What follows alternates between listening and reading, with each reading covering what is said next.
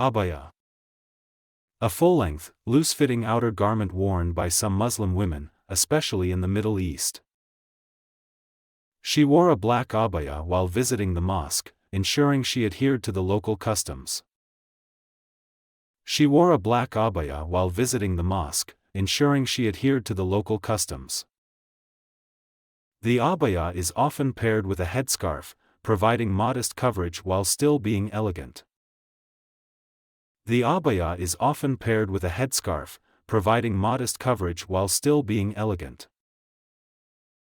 Many women choose abayas with intricate designs or colorful patterns to express their personal style while maintaining modesty. Many women choose abayas with intricate designs or colorful patterns to express their personal style while maintaining modesty. In some countries, the abaya is a cultural symbol of identity, worn daily as part of traditional attire. In some countries, the abaya is a cultural symbol of identity, worn daily as part of traditional attire. She bought a beautifully embroidered abaya from the market, which she planned to wear during religious gatherings. She bought a beautifully embroidered abaya from the market, which she planned to wear during religious gatherings.